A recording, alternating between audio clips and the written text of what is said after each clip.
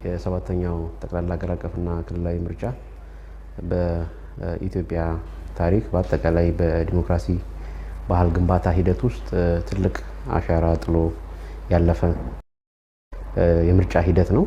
እንግዲህ ከዚህ ምርጫ ሂደት የምንማራቸው ሶስት መሰረታዊ ቁም ነገሮች አሉ ብዬ አስባለሁ። አንደኛውና የመጀመሪያው የህዝቡ በአጠቃላይ የህዝቡ ንቃተ ህሊና በከፍተኛ ሁኔታ ማደጉን የሚያሳዩ ድርጊቶች ተስተውለዋል።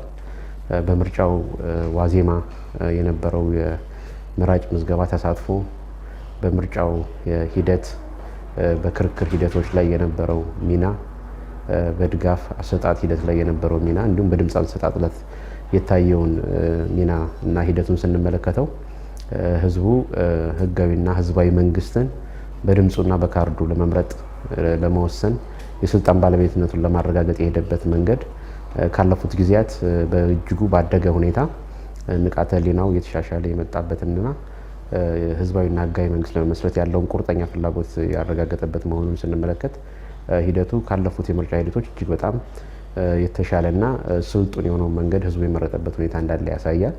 በሁለተኛ ደረጃ ደግሞ ከዚህ የምርጫ ሂደት የምንማረው የተቋማት ጥንካሬዎች ነው።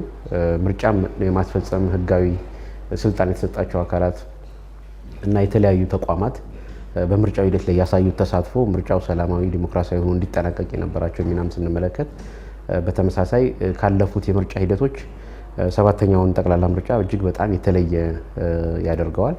በሶስተኛ ደረጃ ደግሞ የተፎካካሪነት መንፈሱ በእጅጉ ያደገ ምርጫ ነው የነበረው።